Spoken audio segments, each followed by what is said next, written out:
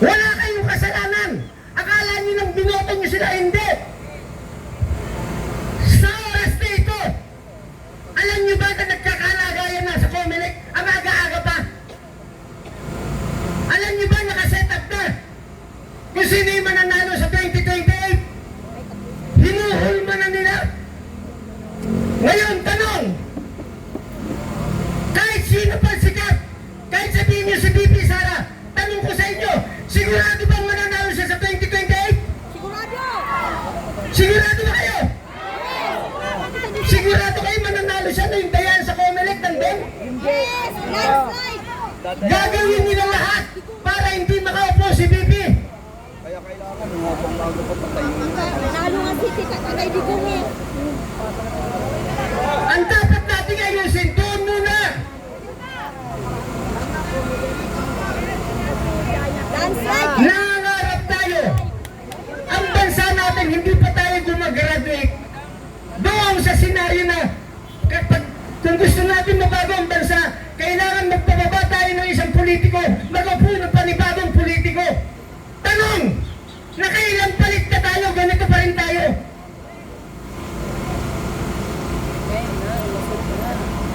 Sabihin ko sa inyo, inamin na ni Pipi, hindi niya kayang baguhin ang bansa na siya lang. Tama! Oh, sino ba ilalagay mo? Napapakunahan ni Bibi! Huwag tayong mabuhay sa fairy tale. Ang kailangan, ilabas natin ang katotohanan at sisimulan natin sa araw na ito. Durog na ang pagkatao ni BBM. Kahit sinong Pilipino, kahit foreigner, alam ang korupsyon sa bansa natin. Hindi pwedeng magkakaroon ng malawak na korupsyon na hindi alam ng presidente. Tama! Bakit nananatili siyang nakatayo? Pakinggan niyo itong mabuti.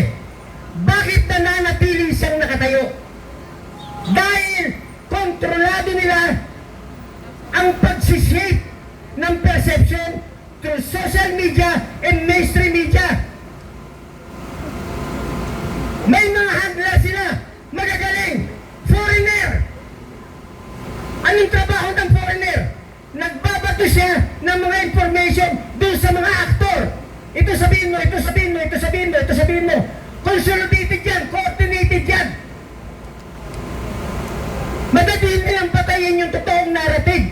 Para kapag laging naririnig at nababasa ng taong bayan kahit mali yan, yung mali, inuulit-ulit nila. Naririnig nila sa artista, naririnig nila sa politiko, naririnig nila sa estudyante, naririnig nila sa ordinary tao, naririnig nila sa doktor. Mali lahat yun, pero paulit-ulit.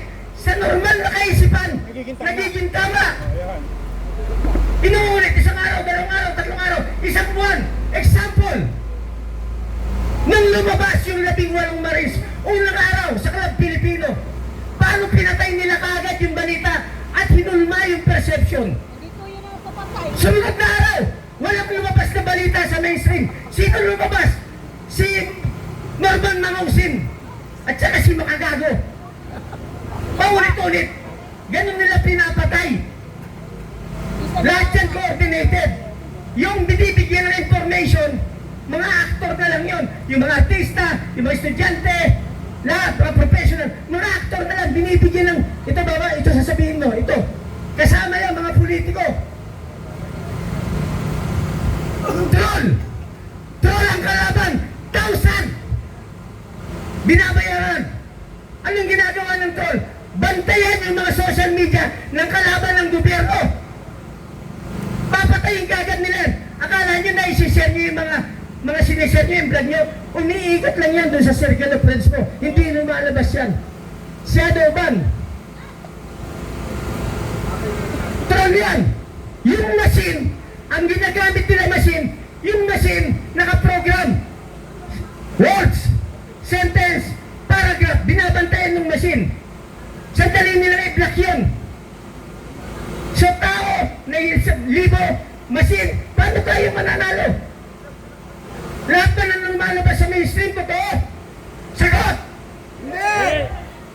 Lahat nang lumalabas sa social media, totoo? Hindi! Ang totoo kayo! Kayo nagtsatsaga rito araw-araw! Kayo ang totoong Pilipino!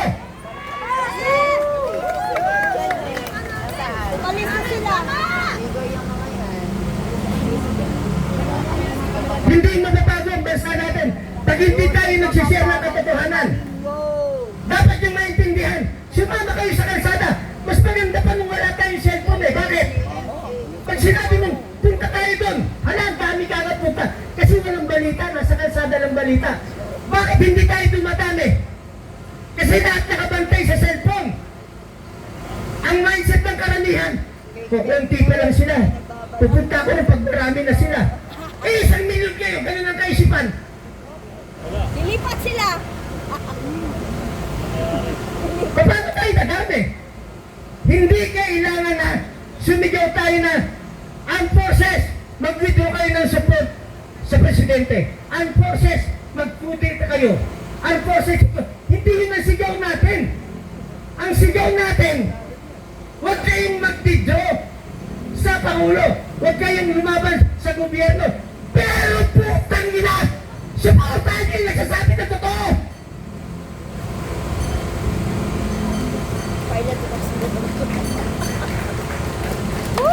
Ang bansa natin kritikal. Kapag hindi nagpakita ng pwersa ang taong bayan, walang susuportang pulis, walang susuportang military. Ulitin ko, kapag hindi nagpakita ng pwersa ang taong bayan sa legal na paraan, walang susuporta sa ating pulis, walang susuporta sa ating military. Hindi pwede silang manguna. Pero pag nakita nila, 1 milyon Pilipino, sumisigaw ng katotohanan, sumisigaw ng karapatan, sumisigaw ng kalayaan, susuporta yung mga yan. Bakit? Pagod na rin sila. Alam nila ang gobyerno ang mali. Alam nila ang taong bayan ang tama. General Browner, sir, sana makarating ito sa inyo. Hindi nga yan eh. Hindi pa tayo 1 million. Sinabi ng mga sundalo, brave soldier, lagi ka sa kondo ni Romualdez. Kung may bitbit ka o wala, nasa iyon. Magre-retire ka na ngayong July. Mandatory requirement. Sana makarating ko sa'yo. Minsan ka na naming nakaharap face to face. Hinarap namin ang Armed Forces of the Philippines. Face to face. General Browner, lahat ng mga general niya, battle staff, from J1 to J10, face to face. At lahat ng senior generals. Sinabi namin yung problema ng bansa. Sumagot sila. Anong sagot nila? Hindi kami bulag. Hindi kami pipi. Hindi kami bigi. Yun ang sagot niya. Hanggang ngayon yung pa rin ang sagot niya, magre-retire na siya. General Browner, you will go down in history as part of the corruption ng gobyerno ito. Ulitin ko, General Browner, hindi kami sinisigaw na mag-withdraw ka ng support sa presidente. Hindi namin sinisigaw na magplano kayo ng extra constitutional means. Wala kami sinisigaw na gano'n. Ang sinisigaw namin, ulitin ko sa'yo, putangina ka! Supportahan niyo yung nagsasabi ng totoo! Kapwa mo sundalo, sasabihin niyo sinungaling! Kapwa niyo sundalo, nagserbi sa bayan, sasabihin niyo hindi dapat tawagin na ex-marine!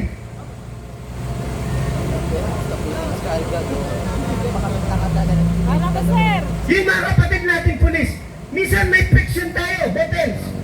Pero normal yan. Gumaganap sila sa tungkulin natin. Tayo sinisigaw natin yung gusto natin sa damdamin natin. Nautusan lang yan mga yan. Ang pinakadelikado, i-share nyo, pakinggan nyo.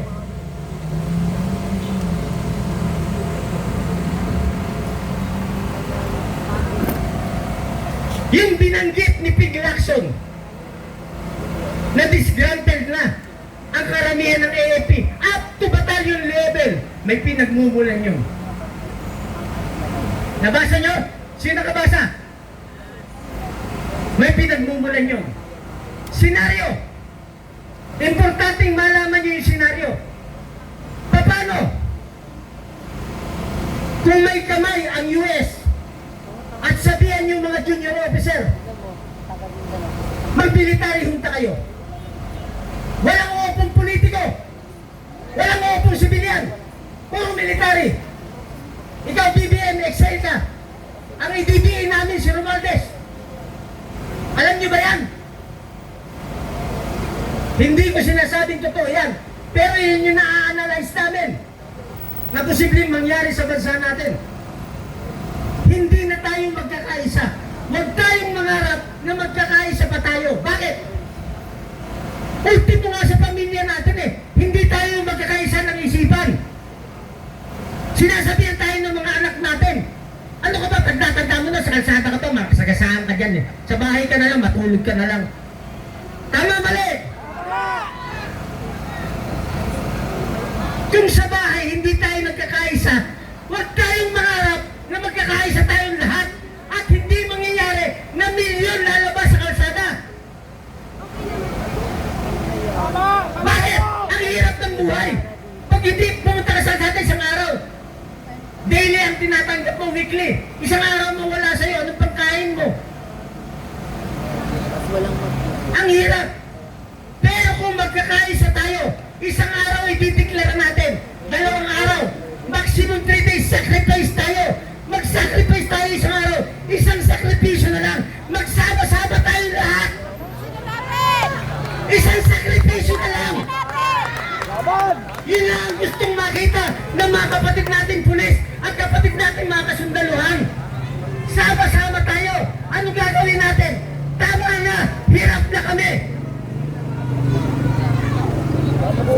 Bakit nandito tayo? Sasabihin nila, putangin na mga buwang yan eh. Supporter ng mga Duterte yan eh. Kahit hindi tayo Duterte, sasabihin Duterte yan eh. Pag bumangga ka sa gobyerno, Duterte ka agad. Pag may sinabi ka agad sa gobyerno, Duterte ka agad.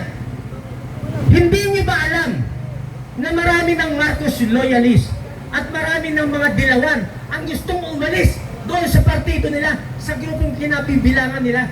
Gusto na nilang umalis. Kaya lang, wala silang mapuntahan dahil ayaw rin nila yung mga Duterte. Kaya ang isipan nila, dito na lang kami sa BBM, dito na lang kami sa Dilawan. Discrimination, makasi. Hindi niyo ba naisip? May nag-iisip na isang ali. Sino yan? Sasabihan ng TDS ka ba? Hindi nila nahatak. Ang ginugurong nila ngayon, si Risa Hontiveros. For how many years? For Diyos por Santo, Senator Risa. Maliit ka pa lang, anti-Marcos ka.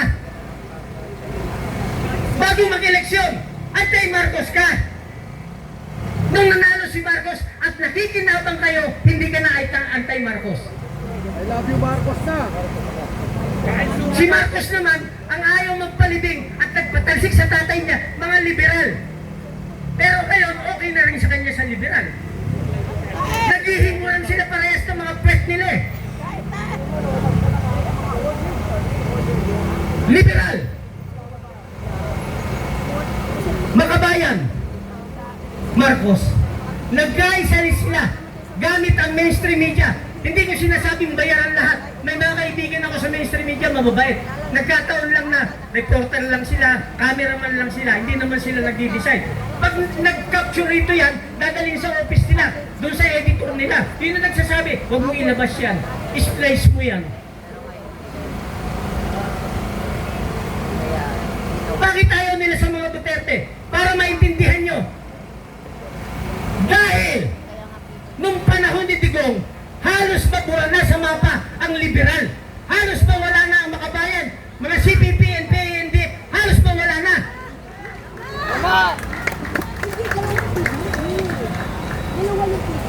Kaya ayaw nilang may makaupong Duterte. Dahil baka mawala na talaga silang tuluyan sa Pilipinas. Yan ang totoo. Kaya nagkaisa sila. Their only vehicle para makarating sa 28 election is Marcos. Kaya nakisakay sila ron. Ang protector naman ni Marcos laban sa mga Duterte para maprotektahan siya, gamit niya ngayon Makabayan at liberal. Naintindihan niyo na po? Malalim ang problema ng bansa.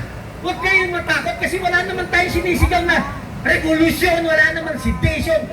Although yung iba na, nagtataka nga tayo sa gobyerno ito eh. Pag nagsalita ka ng totoo, ikaw kakasuhan.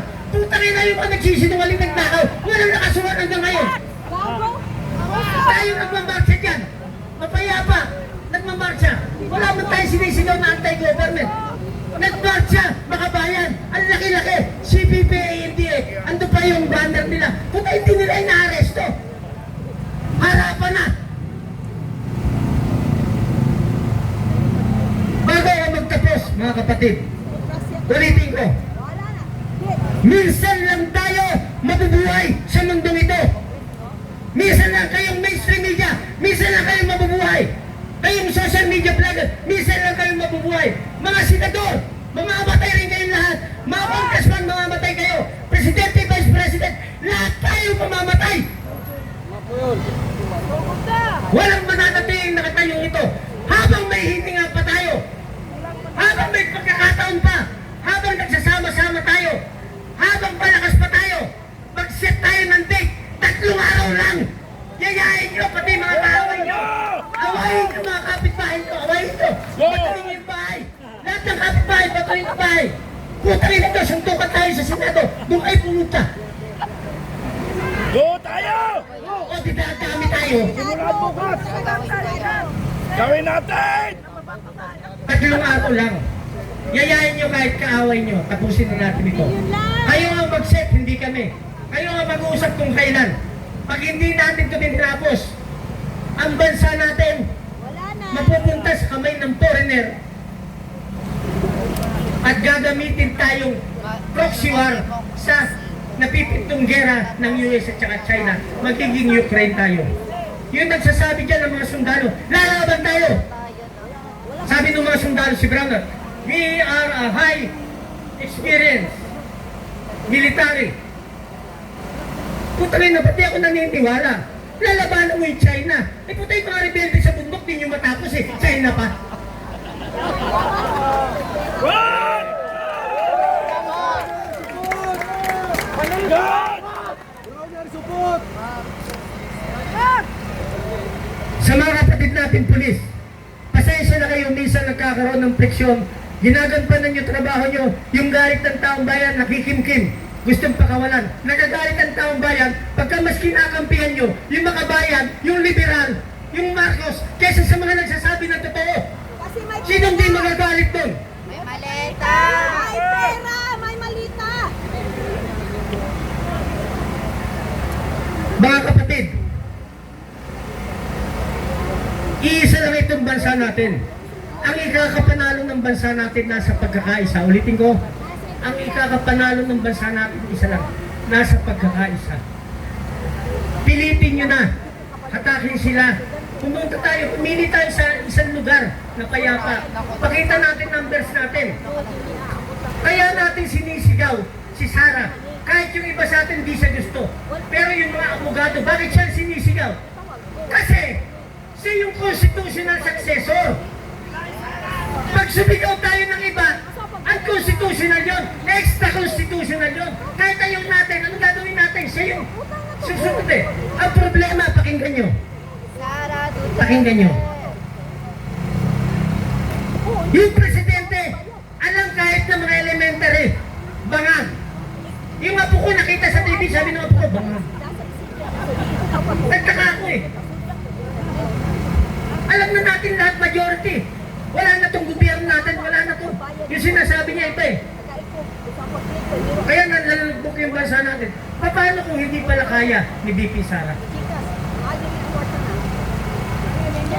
Nanawagan ako sa kanya, sumagot siya. Ang sagot niya maganda. Gusto kong makita ng taong bayan kung gaano kasama si BPM hanggang katapusan. Ulitin ko, napanood niyo ba yun? Gusto niyang matapos. Ang sasabihin ko sa kanya, BP, simula sa araw na ito hanggang sa 2028, 1 taon mahigit pa.